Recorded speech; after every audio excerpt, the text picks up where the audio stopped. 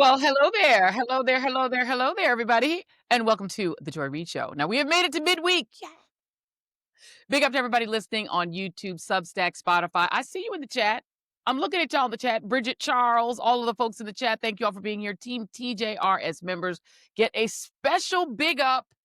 I want to do a bit of housekeeping before we get into the show in chief, because I want to let you guys know so that you know we do not have a show on this Friday. No show this Friday, but it's for a very good reason. Your humble TJRS team is going to be hosting a special screening of a fantastic new documentary film that Image Lab Media Group is a co-EP on. The film is called When Everyone Swims. It was directed by award-winning documentary filmmaker Jared Harkness, our friend, and co-produced by our very own Adrian Lopez. I want to show you guys the trailer. It's a really good and important film. Jason, let me know when it's loaded, and then we will play it for you.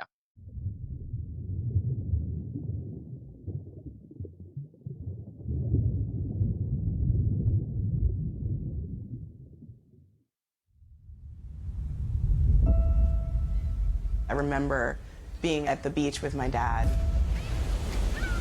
He said to me as we stared at the ocean, you know, you don't have to fear the ocean, Mara, you just have to respect it. I was just standing on the ledge. I just, for the life of me, just couldn't get over the fear of the water. I thought my water literacy was where it needed to be in order to jump into the 20-foot end of the pool. Countless times before, I just felt myself come back up. There's this moment that I remember vividly saying, you're not gonna make it, let go. Just let go. He had done that jump 1,000 times. He jumped, he landed badly, and he didn't resurface. And that was the last time I saw my boy alive. Drowning is the leading cause of death by injury for children in the United States, ages 1 through 4. The second leading cause of death by injury for children in the United States between the ages of 5 and 14. And the third leading cause of death by injury for all Americans 24 and under. There's fear rooted in trauma, fear rooted in lack of access, fear rooted in resources not being afforded to families. A lady came up, was like, what is he even doing here? Shouldn't he be playing basketball? And my dad looked at me in front of her and said, don't you ever let anybody stop you. Ever. Ever. There were distinct barriers that were put in place why people have the fear that they have. I mean, there are lots of public health issues that require so much to make a change, whereas I feel like drowning prevention, actually we could move the needle pretty easily. Lately, I've been trying to lead with a message of the water is amazing and showing people the amazing things you can do once you're able to engage with the water safely and comfortably. There are people that have a very dark relationship with the water. We represent a space that they've likely never seen before. Not only do we swim, but we swim really well. I asked myself, why do I do it? Why do you swim, Summer? And I said, I swim because I love it. And then I looked up, and there was a banner off to the right that said Barcelona 92 with the Olympic rings. I said, this is your last time in this pool at these games. Give it everything you have. Summer Sanders wins the gold medals at last. Swimming means limitless potential. It has shaped everything about me. I don't know who I would be without swimming. She'll do it! It changed the trajectory of my life. It provided me with resources that I never had before. Swimming has given me literally everything. You can learn and empower yourself, but that doesn't really mean anything if you're not going to help others along the way. I want to really give back to my community because of those who have done the same for me. The power of water. Pools can heal communities.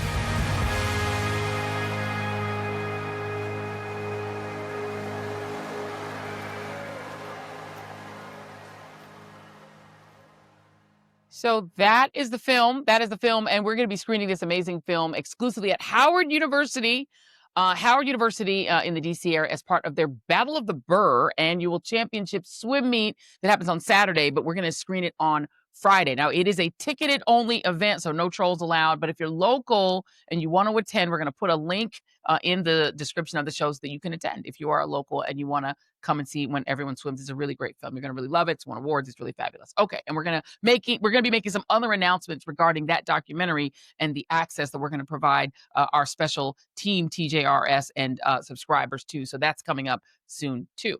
Now, while we will not be live here on with you on Friday, I do want to announce that we will be doing earlier that day at noon on Friday, a special Team TJRS members only and paid Substack subscribers chat. So we're going to do one of those live chats. We're going to get all of y'all team members. Y'all can ask me anything. We're going to talk about all kinds of good stuff. That's going to be at noon, you guys, not 7 p.m., not 6 p.m., noon on this Friday, October 3rd. So if you can sneak off from work, if you have some time, you want to jump on and chat with us live. That's what we're going to be doing, because at 6 p.m. we're actually going to be at the screening. So we won't be able to do the show. Only this Friday. Just this Only Friday. This Friday.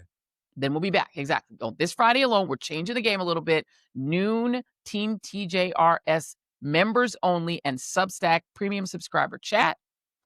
And then at 6 p.m. we'll be at the screening. And then we'll be back on Monday, normal, regular time, same bat channel. So hopefully that all makes sense. Also, I want to also do a little more housekeeping. On October 6th, we're going to have a special show, a 2-hour show, where we're going to be breaking down all of what happened on October 7, 2023 in Israel, southern Israel and Gaza, and all the fallout that has resulted ever since. All the things that have happened in terms of the media, in terms of politics, in terms of international relations because of the October 7th attacks. That's going to be this coming Monday, October 6th. So I want to let you guys know those things, but also want to let you guys know, please hit like and subscribe to make sure that you don't miss any of that. And also you want to maybe hit that little bell on your screen. You can get applause for that. Absolutely. Yes. You can also hit that little bell on your screen if you're watching on YouTube, and it'll give you an automatic notification anytime that we go live, so you'll never miss anything. Okay, so that's the housekeeping. Now, we have a big 2-hour show for you tonight. We are testing this amazing 2-hour format, the 6 p.m. hour, the 7 p.m. hour, including we're going to get some reaction to the literally batshit, insane, crazy 2-hour Trump Hegseth military TED Talk yesterday. It was kind of a TED Talk. Yes, I watched it all so that you don't have to, and we're going to break it down. I want to give you guys a couple of bites on how that went. This is hilarious. This is Democratic Congressman of California, Eric Swalwell's social media recap of the Pete Hegseth part of that presentation. Here that is. It all starts with physical fitness and appearance. If the Secretary of War can do regular, hard PT, so can every member of our joint force. It's completely unacceptable to see fat generals and admirals in the halls of the Pentagon and leading commands around the country and the world. It's a bad look. It is bad, and it's not who we are. Yeah. You see the joke there, because he's a drunk and Trump is fat. Yeah, we get it. We do love it. The Californians are really they're into the trolling. We got some more trolling later on in the show. I'm not going to tell you what it is, but there's a little bit more trolling at the end of the show. There's also the Donald Trump portion, when it was his turn to speak, trying to gin up a MAGA pep rally, what he's used to whenever he speaks in front of his people. And low-key kind of threatening the generals, admirals, and other senior leadership who the regime forced to show up for the Fuhrer and his deputy drunk. Here he is in a little piece of his portion. I've never walked into a room so silent before. By the way, before he got there, Donald Trump gave a press conference in which he threatened to fire any generals that he didn't like. So, low-key threats, but there's actually more to that clip. We're going to play that a little bit later in the show. And that's pretty much how it went. We're going to have a lot more of that, especially in our second hour beginning at 7 p.m. We're going to be joined by a military veteran who has a lot to say about all of that madness, and also the service of soldiers of color and of women soldiers who were specifically low-key called out by Hegseth during his little TED Talk yesterday. So we're also going to talk to one of our faves. Senator Elizabeth Warren will be here. We are super excited. We're going to talk to her about this shutdown madness and also the corruption that we're seeing in this regime. So really looking forward to that. That is in hour 2. In this hour, we're going to have the great Pramila Jayapal, Congresswoman from Washington State. So she's going to join us to talk about all the things, including the shutdown. So that's coming up in hour 1. But let me get you caught up on some of the other news this week. Assata Shakur died this past week at the age of 78. Now, by the way, she was a year younger than Donald Trump, which is proof that the devil surely takes care of his own, because Trump is still walking around just seemingly fine, kicking, live and kicking. Assata Shakur was a human rights activist who maintained until the end of her life that she was wrongly convicted in the killing of a police officer in a shootout on the New Jersey Turnpike decades ago in the 1970s. She was actually sprung from prison in this dramatic, daring prison break 2 years after she went to prison and fled to Cuba in and around 1984, where she spent the rest of her life. She wrote an autobiography there. She used to lecture at universities in Cuba. She continued to champion human rights there, even after she went completely underground, after she became the first woman on the FBI's most wanted terrorist list during the Obama era in 2013 with a $2 million bounty on her head. She survived with that $2 million bounty on her head from 1984 until she passed away this weekend. And sidebar, her presence in Cuba is part of the reason that the first Trump administration refused to take Cuba off the list of countries that the U.S. says support terrorism. It was because of Assata Shakur. She was also Tupac Shakur's step-aunt and godmother. She's not his mother, she's his godmother. She and his mother, Tupac's mother, Afeni Shakur, were close friends, and Assata Shakur's brother, Mutulu, was actually Tupac's stepfather. So that's how they were related. People always wonder what was the relationship between them. That is what the relationship was. The two women became friends as members of the New York chapter of the Black Panther Party, where several members took the name Shakur. Her real name was Joanne Chesimard, as any Public Enemy fan knows. And Assata was also part of the Black Liberation Army, just so that you have all of that history. Sorry, I didn't mean to bump the mic. Now, I want to read to you what I think are 4 really essential Assata Shakur quotes. Some of them are going to sound familiar to you, but a lot of people don't know her well enough to know her quotes. Here are the 4 quotes that I really love. 1, people get used to anything. The less you think about your oppression, the more your tolerance for it grows. After a while, people just think oppression is the normal state of things. But to become free, you have to be acutely aware of being a slave.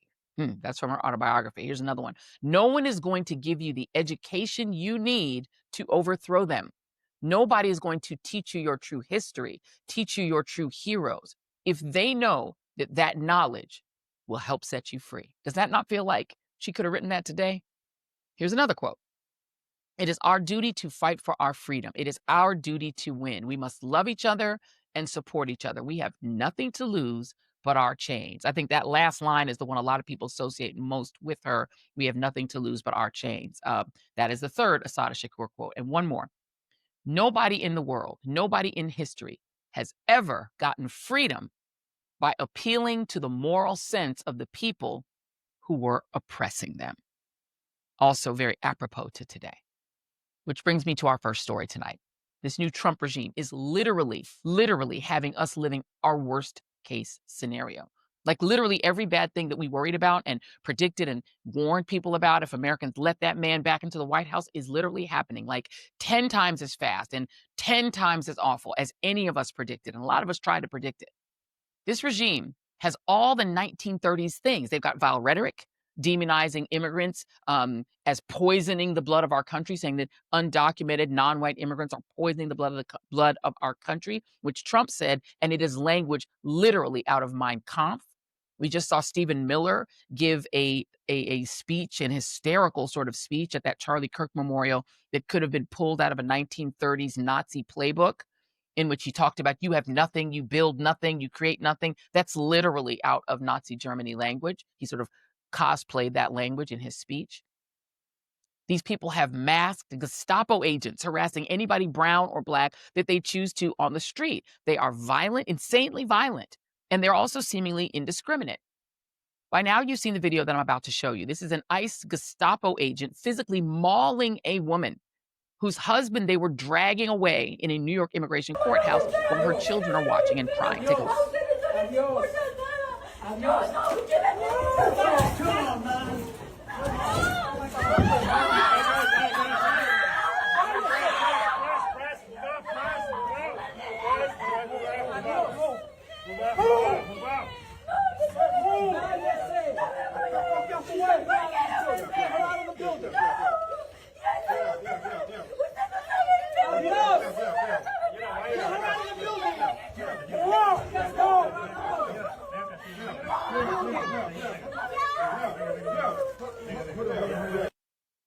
Now that ICE agent, and shame on all of those people who stood around and watched that happen and the other officers, that ICE agent who was unmasked for a change, but whose name you are not allowed to know, was initially relieved of duty.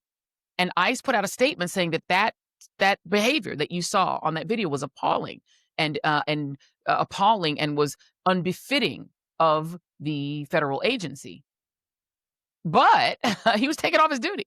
But apparently after the Trump and Waffen thought about it, they put him back out on the street. They reinstated him. ICE agents like that man, almost always masked, have done this not just to moms and dads, literally in immigration court after their hearings, but also to senior citizens, old people, military veterans, cooks, dishwashers, construction workers, students at college who have the gall to be pro-Palestinian or write op-eds that the regime doesn't like. And yes, also U.S. citizens, literal Marines, veterans, U.S. citizens, literally anybody black or brown that they want to get their hands on, and a few Irish and Canadian tourists, just, to be thorough.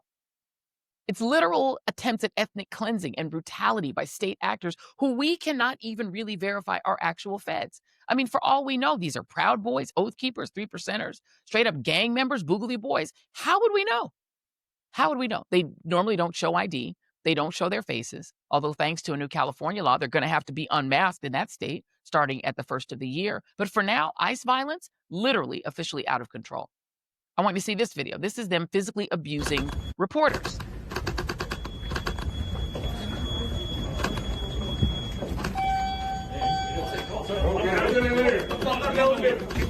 Get out the fucking elevator! Oh my God!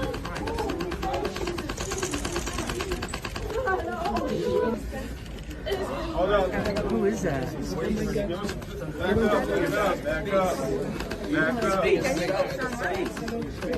Yeah, give him some room, everybody. Back up. Leave your hands.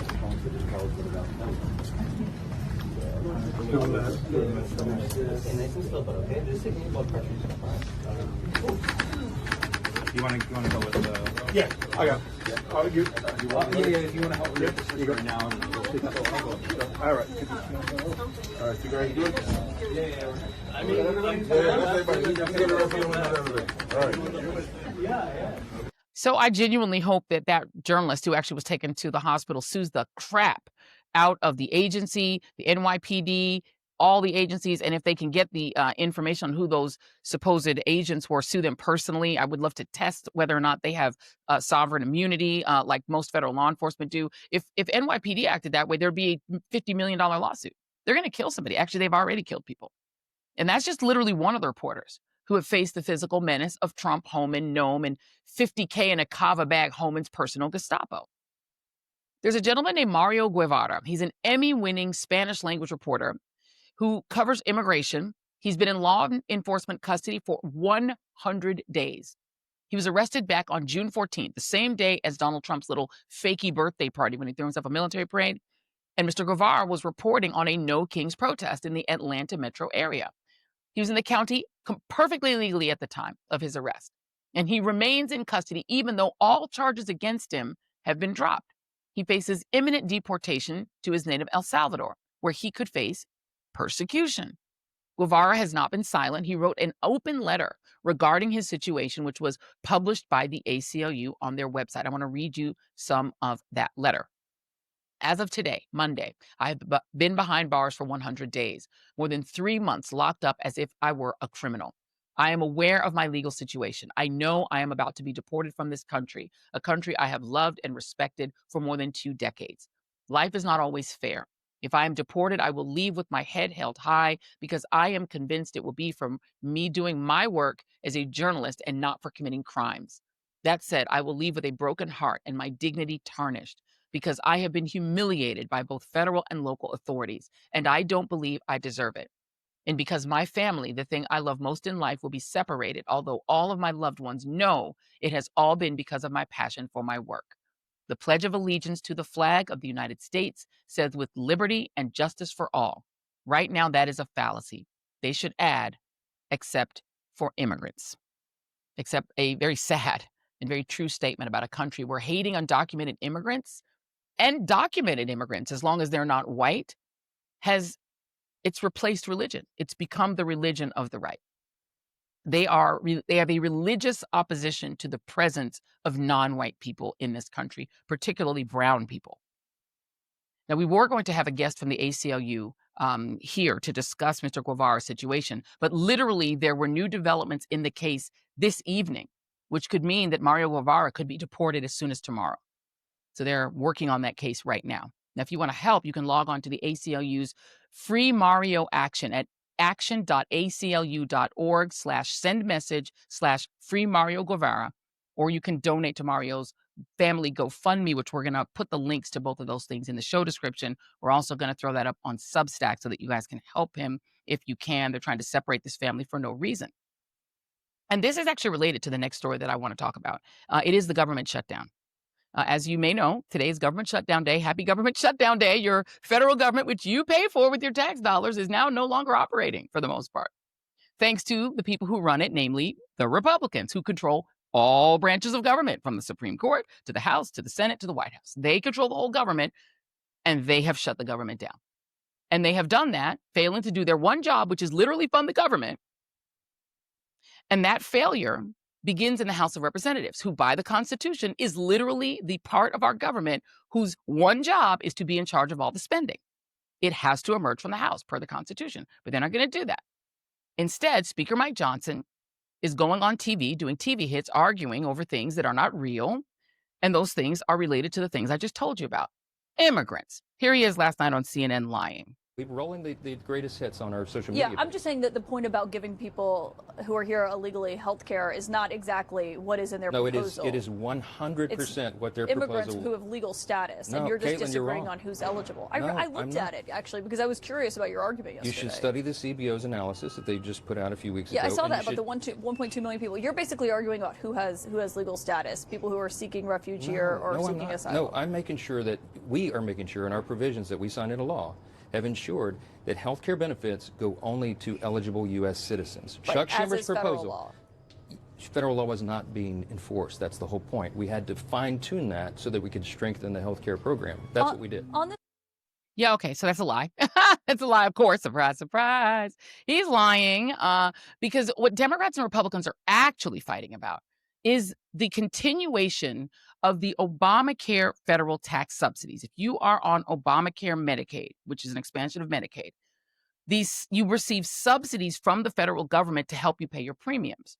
Those subsidies, which make Obamacare affordable for you, are going to expire in November. By the end of the year, they will be gone. And if they expire, the health costs of everyone who's on Obamacare, everyone, will go up by as much as 75%.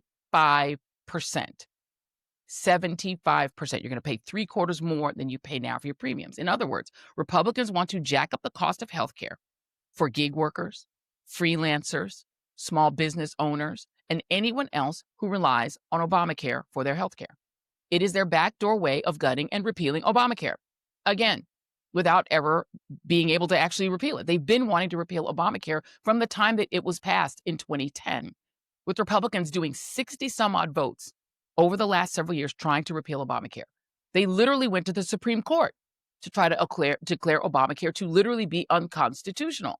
Republican states refused to expand Obamacare, even though there was a 100% reimbursement for 10 years on Obamacare, which expired in 2020. 10 years of the federal government paying all of the reimbursement expenses. Red states still said, we won't do it, and literally went to court to say that it's unconstitutional to make them offer health care that people have to pay for in their states.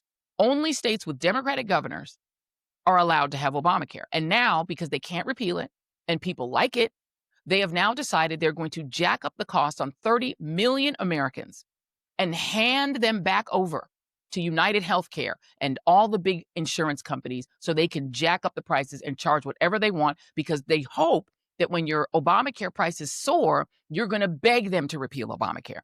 They think they can make it popular to repeal Obamacare by making Obamacare super expensive. And the way they're doing that is they're lying to you and claiming that the reason they've got to destroy Obamacare is because illegals are getting it. I just want to note for you that people who are undocumented can't get Obamacare. And you want to know how I can prove that to you? Because if you were an undocumented immigrant, how would you sign up for Obamacare? You'd have to fill out a form. You'd have to give your Social Security number. By definition, you don't have a Social Security number. How would you sign up? It's not even possible. People who are undocumented can't get Medicaid, they can't get Medicare, they can't get Social Security, and they damn sure can't get Obamacare. But what they will get is they gonna get treated if they get hit by a bus or they get hit by a car or they get sick. They're going to go to the ER. They're going to go to the ER because there is a duty to treat. If somebody gets sick or is going to die or their child can't breathe at night, they're going to go to the ER and then you're going to pay for it. They don't have Obamacare, which could have helped them pay for it. You're going to pay for it. So that means everybody's insurance costs are going to go up. And before I bring in our guest, I want to note that to me, there's a right way and there's a wrong way to fight this. What I would say is diabolical evil. Republicans want to destroy Obamacare for you by using people's unhinged hatred of undocumented immigrants. They've turned illegals into the new N-word. And so if somebody is an illegal, which is a completely racist term, then you're supposed to be more angry that they might get treated. You're supposed to be more angry about that than the fact that your ass can't afford your health care. Now, there are two ways you could fight that. There's one way with the NAACP and the Congressional Black Caucus. They put up this thing called no health care, no vote. They're basically keeping it super simple. They're saying if you don't vote to extend those $1.5 trillion, the $1.5 billion in premiums, if you don't vote to extend the premiums for our Obamacare patients, we ain't voting for your stupid bill. Pass the budget yourself. Do it yourself if you have the votes. You don't, good luck. And you shut the government down. That is Republicans shutting the government down because they're refusing to give you health care. It's not about illegal immigrants. It's about you. Now, here's the other way, because I think that was simple, right? But now let's go to the not so smart way. Cue Chuck Schumer. That too many Republicans are lying through their teeth. They say, oh, the Democrats want undocumented immigrants to get health care, to get the federal dollars of health care. That is utter bull. And they know it. The law prohibits undocumented immigrants from getting payments from Medicare, Medicaid, or the ACA. There's no money, not a penny, of federal dollars that are going there. So why do they bring this up? Because they're afraid to talk about the real issue, which is health care for American citizens. A standard Republican MO is to make something else up because the American people are on our side.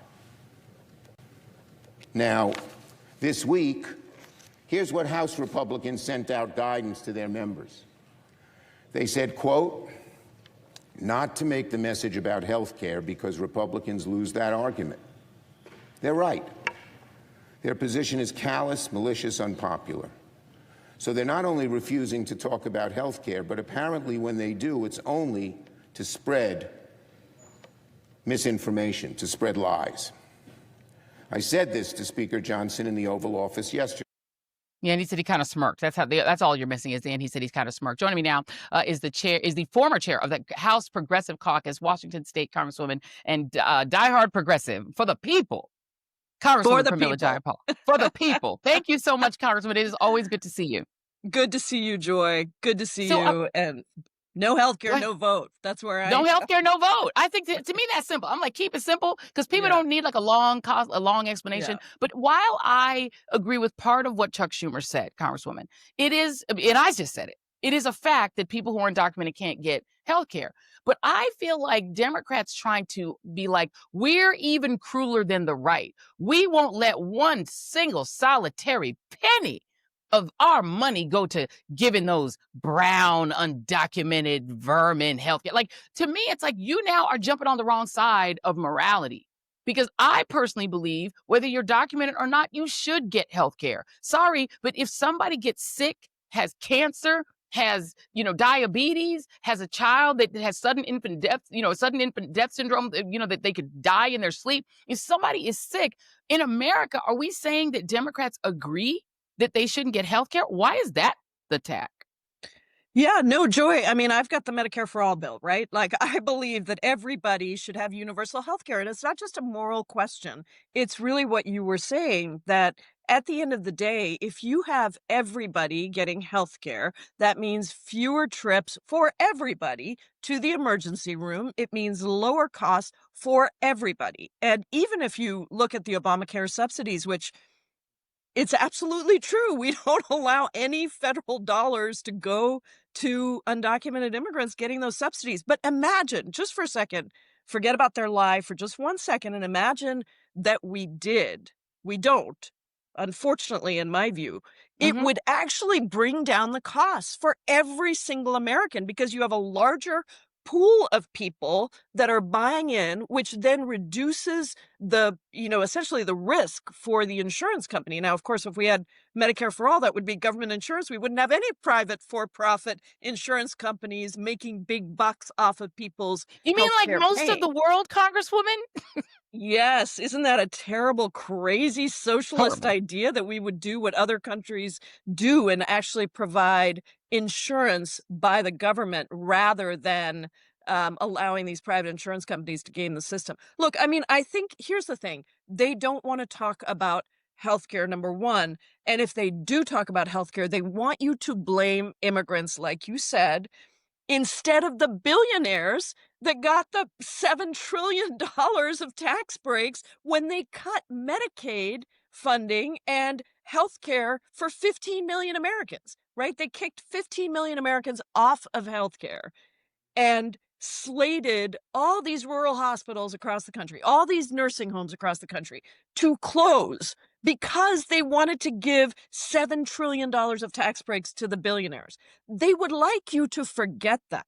And what is the easiest way in their mind, their crazy, just bizarre mind, to get you to forget that is to have you blame somebody else. That's right. It's not the immigrants who slashed your Medicaid. It's the billionaires. It's not the immigrants who are taking away the ability for you to have lower premiums. It's the billionaires. So I think we just have to keep reminding people that this is about the fact that they slashed Medicaid, that they slashed healthcare, that they want your premiums to go up even more, and that the only people that benefit from all of that are these giant billionaire companies that are getting the tax breaks, giant wealthy billionaires and big companies that are getting these tax breaks and that will benefit no matter how sick you get. I just want to read this again. I was trying to search it really quick. I have to read it one more time. This is my Assata Shakur quote. I'm like, these are the quotes that I'm literally sitting with in this moment. And she said, people get used to anything. The less you think about your oppression, the more your tolerance for it grows. After a while, people just think oppression is the normal state of things. But to become free, you have to be acutely aware of being a slave. What you have, I love this quote because what it's saying is, this country, people have gotten so used to getting the worst healthcare in the Western world, the worst, the most expensive. It's high quality if you can afford it. If you're really rich, you for can get a great very healthcare in small America. portion of people that can actually get it. Exactly. I mean, we have the But best we have doctors. we have the worst maternal mortality rates, and you know this, certainly for Black women, for women of color, it is horrific. Our mortality rates are terrible, and we have the lowest the highest infant mortality rates, and that's all because we don't invest in healthcare for everybody. That's right. And here's the thing: can you just explain it to folks? Let's explain it to folks like in the most simple terms, Congresswoman. To me, think of healthcare like, let's say it's like pulling, like when you used to do it a competition where people stood up on opposite sides of the rope and they try to pull each other over, right? You're trying to pull one side and they're trying to pull the other side. Tug of war. A tug of war. Thank you, Jason. A tug of war. So in a tug of war, the insurance companies are on one side, guys. The billionaires and insurance companies, they are on one side. They're very, very strong. They're very powerful and big. On our side, the rest of us, what we're saying is, rather than put everybody on our side so we can pull against the insurance companies, we're saying we only want to pull middle class and affluent people on our side. If you are undocumented, sorry, we don't want you to pull. If you are poor, sorry, we don't want you to pull. We're pulling with less of our full strength. Don't think of it as we're trying to give a gift to undocumented people. We're trying to get them to pull with us. Because if they're here working anyway, taking the risks in a meatpacking plant where they could get hurt or injured anyway, if they get sick, they're not pulling with you. They're going to the ER and you are going to pay for their health care. You should want to get, even if you don't have the moral compass to want human beings to live and survive. You should want them pulling with you because the other side is very strong. Is that a fair analogy to you? It's a great analogy, and I'm trying to think about what the other piece to this analogy would be, because it's not only that they're not pulling with us, right?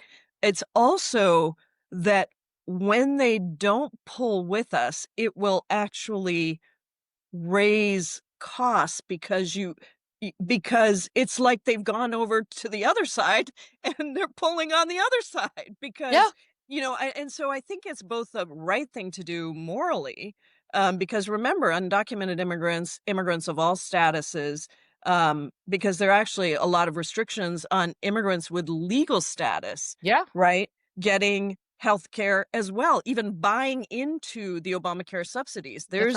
There's a bar for doing that. And so unfortunately, that's what exists right now, is even for legal permanent residents, there's a bar on getting, you can buy in if you want fully, but you can't get any subsidies. So this is, I think we have to think about this as, what does it cost us to have people sick? That's right. Right. And I'm talking about, of course, you and I agree on the morality of it, but I'm talking about just plain dollars and cents. What does it cost us to have people sick? And then what does it cost us to actually have a smaller group of people who are paying into the system? That's right. And therefore the costs end up being more. I got to think about a good analogy. I like the tug of war one, and I'm gonna try to develop it for the next time I come on. But at the end we're of the workshopping day, it right here. We're just gonna workshop we're it. workshopping it, exactly. But at the end of the day, I think the most important thing about this moment is that they don't want you to know that they are cutting your health care. That's right. So that they can get richer and you can get poorer and sicker. Well, and not only that, Congresswoman, at the same time, the sort of bevy of things that they're doing, you've got them going after Tylenol while Dr. Oz is invested in a company that competes with Tylenol. While we've got RFK Jr., a former heroin addict, telling us that we shouldn't take vaccines, but oh, weird, he sells supplements. They're literally grifting off of the declining and deteriorating healthcare of Americans. They're supporting things like more guns, more suicide, more gun injuries, more people accidentally shooting themselves and then maybe can't get health care for it. You see what I mean? Like, they're actually making healthcare worse. And I want to give one more example. In South Carolina, they are now pushing an extreme abortion ban, which, by the way, just had its first hearing today. This would effectively make contraception illegal. It would make getting an abortion an act of murder. It would subject women to the criminal justice system, even if they're a rape victim, for getting an abortion. Those kind of abortion bans will proliferate throughout the United States. Doesn't that actually also make healthcare higher because more women are going to die? Absolutely. And, this has been their agenda. They've passed bills trying to limit contraception, and they don't want you to get pregnant. They don't want you not to get pregnant. They don't want you to have a baby either. Basically, they want to be in control of our bodies and tell us exactly what they want us to do. But yes, on the cost side, everybody getting sicker makes everybody worse off. And that's health-wise, because also if you think about, all of the services that people need, right?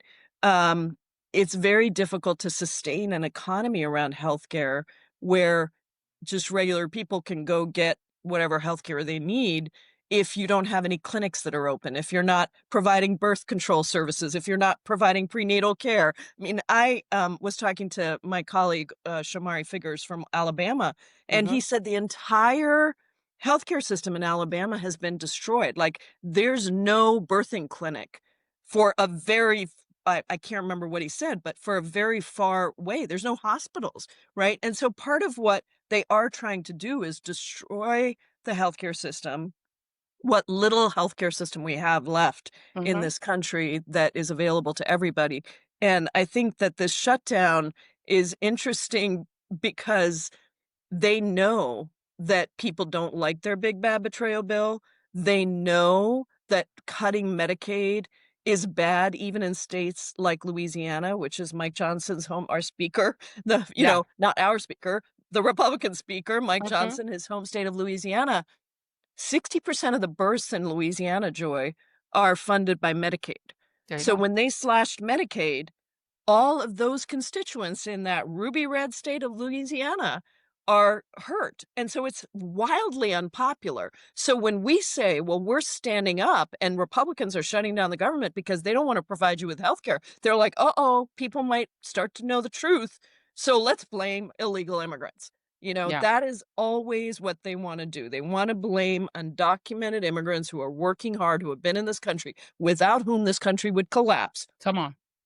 without whom our economies would not work, without whom we wouldn't have the billions of dollars that get spent by undocumented immigrants and immigrants of all legal statuses. And so, they really are trying to destroy the healthcare system along with so much else. And Yeah. this grifting, I just have to say something about grifting because I mean, he's talking about gold in the ballroom, and during the shutdown, he's saying that his beautiful, brilliant golden ballroom construction is going to continue while people can't get health care and That's while right. they're furloughing 750,000 federal workers. So it is remarkable. Absolutely Congressman, remarkable. where are your priorities? Donald Trump needs his luxuries, dear. He needs his luxuries, and he can't have to go without because the poors can't get health care. He's the And it's king. so important that people come and say, oh, what a beautiful golden ballroom you have, Donald Trump. I'm expecting him to put like a fake Nobel Peace Prize in there and be like, I really won the Nobel Peace Prize. This is my Nobel Peace Prize. It'll be here. Last question. I know I'm going to be mindful of your time. The last question I want to ask you, and we know that Speaker Mike Johnson, who's having he's going through some things right now, quickly adjourned the House today rather than finally allow Adelita Grijalva to be sworn in. Yes. The fear of her vote as the 218th vote on the Epstein files is live. You can see how live it is with Mike Johnson. Do you think that Adelita will finally get sworn in this week? And have she's you not heard any she's not rumors? gonna get sworn in this week. They're gonna make it so that she doesn't get sworn in until after the shutdown. And because we were all on the floor yesterday. By the way, we were there. I mean, I just got home today, took a flight this morning to come back to my district to be with my constituents through the shutdown. But we were all there. And where was Mike Johnson? It's like, where's Waldo? I mean, I can't find him. They're like having fundraisers with billionaires or something across the country. Well, but we were all there yeah. and ready to get to work, but they sent everybody home. So we were on the floor and we tried to get the speaker to recognize us before he adjourned so that Adelita was standing right next to me so that we could swear in Representative-elect Adelita Grijalva because she won her election. Yeah. But they are terrified, absolutely terrified about what happens when we get that 218th signature on the discharge petition that says release all of the Epstein files. All. And that is the $1 million question, the $1 billion question. What is Trump so afraid of? What is Mike Johnson so afraid of? I mean, at the moment, he's kind of afraid of Grindr, but I mean, I do have to comment on that. I will leave that right where it is. Congresswoman Pramila Jayapal, always a pleasure. Thank you very much. Thank you. I'm going to keep workshopping our analogy. Keep workshopping. Yeah. Holler at me. Let me know what you come up with. We're going to workshop it and we'll bring you back on. Thank you so much, Congresswoman. Thank you. Much appreciated. All right. I want to let you guys know some of the things that are going to happen as a result of the shutdown. So I'm reading my laptop here. And I'm just going through what Politico has on their website. It says, if you're making plans to visit national theme parks, you're good to get in. Just don't expect to see many, if any, staff clearing trails or cleaning toilets.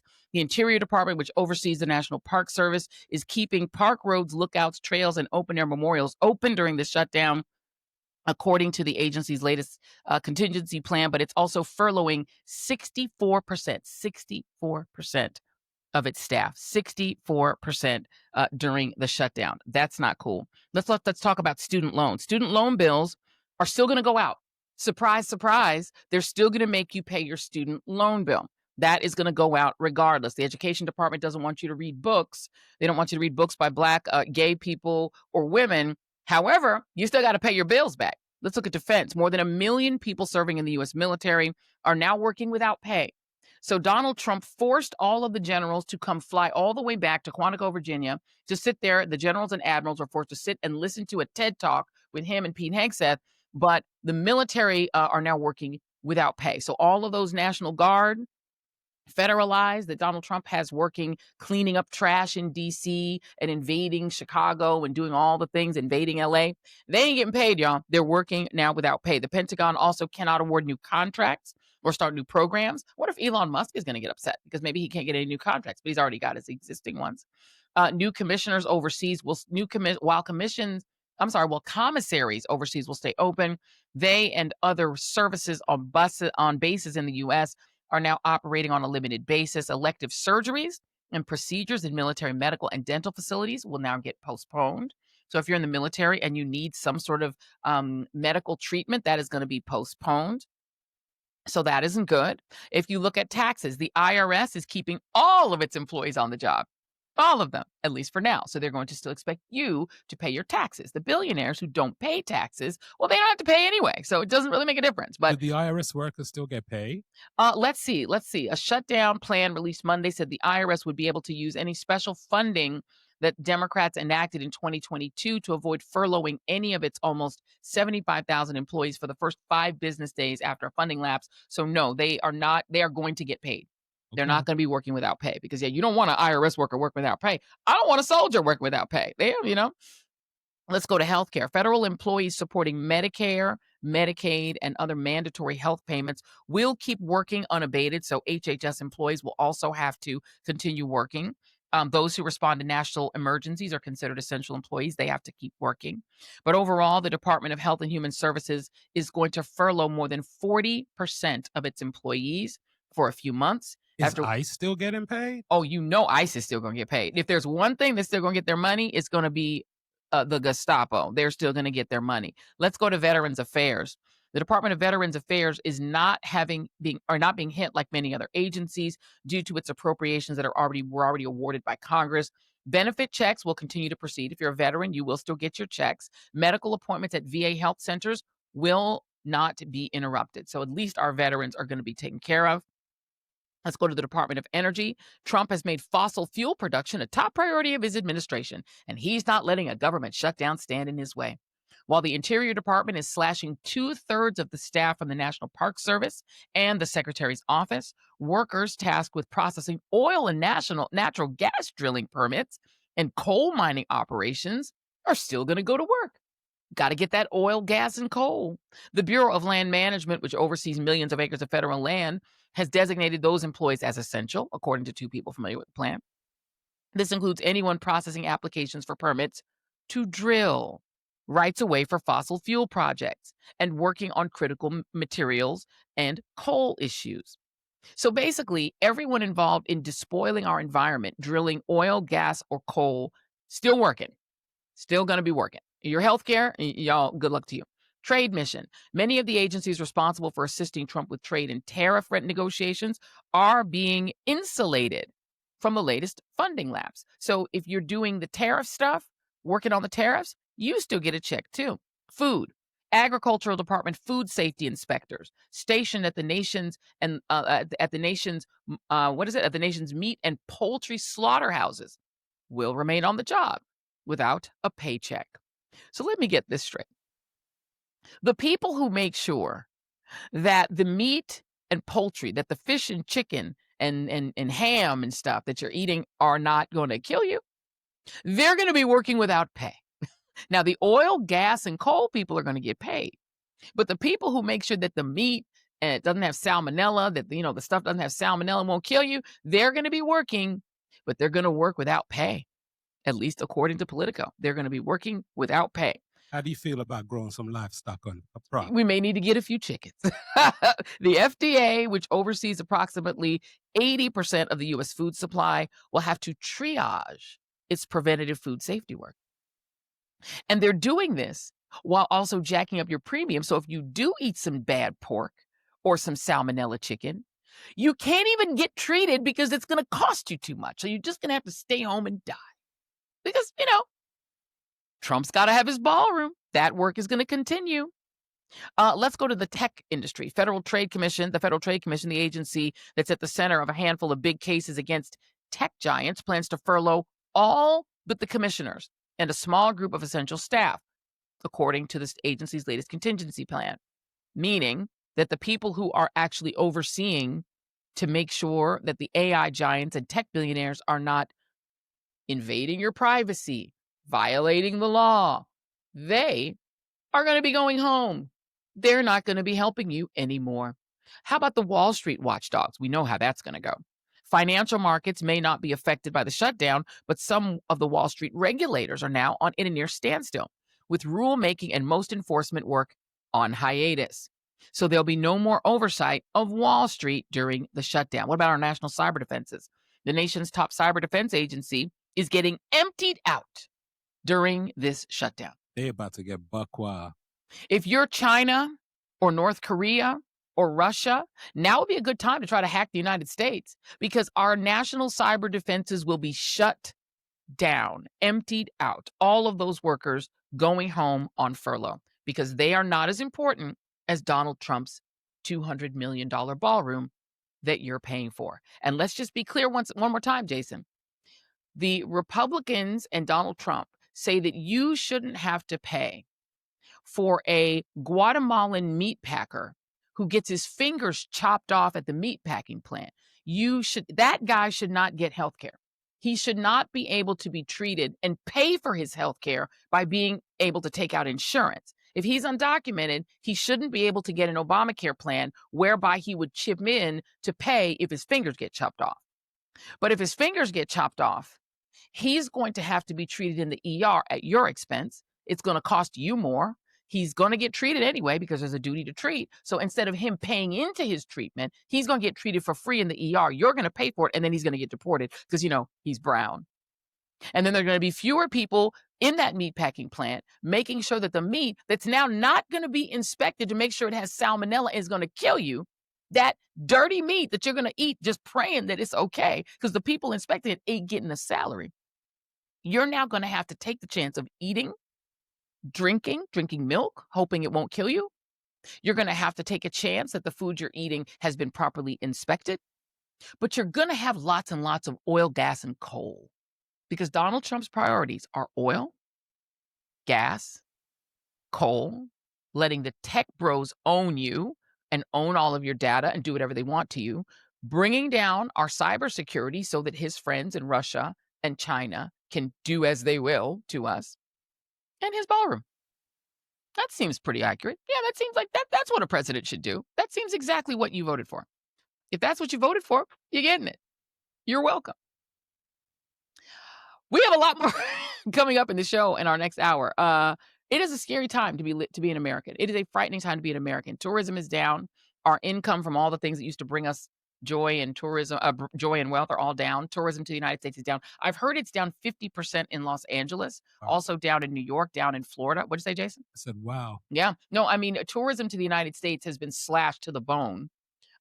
We now are a country that's being increasingly isolated when it comes to Israel. When it comes to Israel and Gaza, we're almost alone now in not recognizing the Palestinians. Our economy is trash. Our economy is absolute hot trash. Donald Trump says it's the hottest economy in the world. Yeah, it's hot trash, Donald. It's hot trash. But you're making sure that we have no cybersecurity protection. You're making sure we have no paid meat inspectors. You're making sure that, our national parks, you can still walk through them, but there won't be anybody there if you get attacked by a bear. And then if you get attacked by a bear in Yellowstone Park because there's fewer park rangers on duty and you're just on your own wandering through the national park, good luck paying for the health care that you're going to need. Because if you live in a rural area, there's probably no hospital because they're going to close. They're going to close because they're not funding Medicaid, which is how rural hospitals stay open. Remember, rural hospitals are not profitable. The way they stay open is they get a check via Medicaid. And they are closing those hospitals on purpose and then blaming it on, wait for it, the illegals, which is, their new word for the N-word. Everything is their fault. Everything. If you stub your toe, it's the illegals. If you had a bad day, it's the illegals. Anything that goes wrong in your life, they want you to believe it's either the illegals or the trans kids playing sports, all 70,000 of them in a country of 350 million people. All the little trans kids playing sports, like one of them is good at soccer and they're destroying the country. It's just them 70,000 trans people. Ain't hardly any of them. There's more performative drag queens in America probably than trans people. There's none of them. They're not there. But they're responsible for all your problems. And what Republicans want you to do is hate and blame those people, blame undocumented immigrants, and blame them 70,000 trans people. One or two of them are good at sports. There's like one good trans swimmer. And they're like, she's destroying sports. That one, it's just one of them. You know, most people who play sports are trash at it, right? They're not good at it. There are very few people who are good at sports at all. And the one or two trans ones that are good at it, well, they're destroying all of the country. It's them. It's them and the illegals, which is, I shouldn't even say it anymore on TV because it's like saying the F-bomb or the M-word. Well, good thing you're not on TV, but you shouldn't say it anyway. Absolutely. It's a freaking epithet. But they want you to think about them. Anytime that something goes wrong in your life, they want you to think about undocumented people, undocumented brown people. And what they're doing is they're letting these thugs, goons, demonize and brutalize them. They're brutalizing journalists. They're brutalizing anyone so that you will have this performative hatred of them, so that you'll enjoy it like theater. Because again, we talked about this when Adrian Carrasquillo was on. They're not deporting more people. They're just doing it in an uglier, more public way. And they're focusing on men between 29 and 49 who are brown, and they're grabbing them in very public places and putting a show on and making a spectacle of their torment. They're beating up women, they're beating up old people, and they're doing that to entertain their freakish base who get off on cruelty to non-white people. Their kink is cruelty to non-white people. And their other kink apparently is a lot of trans porn. Did you hear about this? That apparently MAGA right-wing people are like super addicted to trans porn, while they also hate trans people. But they want you to think about how much you hate undocumented brown people instead of thinking about the fact that billionaires are stealing from you, robbing you, taking your data, and making your healthcare impossible to afford, and making your lives impossible to afford. There are definitely people to blame, but it's not undocumented immigrants who don't have anything, work hard, but don't get Medicare, Medicaid, or Social Security, don't get to retire, don't get really anything out of this country and put everything in it. And they want you to be more angry that they might get hit by a bus and be treated in a hospital than that you might get hit by a bus and not be able to get treated at a hospital. You're both going to get treated. It's just you're going to pay for both you and them. Both you and the undocumented person will be treated at the hospital. There's a duty to care, but you're paying for both. You're welcome, MAGA, and you're welcome, America. Okay, coming up in our next hour, we're going to talk with Elizabeth Warren. I'm very excited about it, but we're also going to dig deep into the insane clown posse, we should call them. And this was Pete Hegseth and Donald Trump, who forced every single military leader in this country that are based here and abroad to get on a plane and fly back imminently to the United States to go to Quantico, Virginia, to listen to a TED Talk by Pete Hegseth and Donald Trump. It is bananas crazy. But we're going to play you a bunch of video for it because I know you didn't want to watch the whole thing, right? I mean, I didn't want to watch the whole thing, but I did it anyway. But in the meantime, what I want to leave you with in this hour of the Joy Reid Show is that this game that's being played by Republicans with our budget, they've shut the government down. And again, if anyone tells you that Democrats shut the government down, they're lying to you. And you only have to use your common sense to understand that they're lying to you. Democrats have no power. They don't control the House. They don't control the Senate. They don't control the Supreme Court or the White House. They only control about 22 states. And those states are trying to give health care to their people. If you live in a blue state. They don't control their own messaging because they should be saying that right now. They don't even control their own messaging. They don't control anything. They don't control shit. And yet, the Republicans who control everything and who brag about how powerful they are and how they control the entire world right now, they control the earth as far as they're concerned, except they can't keep the government open. That is akin to white nationalists saying that they're the master race, but that they can easily be replaced by a horde of impoverished Guatemalan migrants. They're saying, you will not replace us. So you're saying that you're the master race, but also you're easily swept aside in society by a herd of impoverished brown migrants who walked 3,000 miles through the jungle. And then they say, well, Jews will not replace us. So let me start again. What you're saying is you are superior. You are white supremacist and you're the master race. But a couple of Jewish people behind closed doors making a plan to allow immigration to increase is just going to replace you. And you have to do a whole white civil rights march in order to survive. That don't sound like very masterly. You don't sound very masterly. If you so easily replaced by a bunch of impoverished people who walk 3,000 miles through the Darien Strait. That would be Darien Gap. Darien Gap. Sorry, the Darien Gap. My bad. But if you're that, I mean, it sounds like you might be minor. Thank y'all for tuning in. Be sure to like and subscribe. Share this channel. Make sure that everybody subscribes to the YouTube channel. 70% of people are lurking, watching these shows and not subscribing. Why would you do that? So make sure that you like, subscribe, and throw some comments in. Thank you all for joining the Joy Reid Show. See you on the next one, and goodbye for now.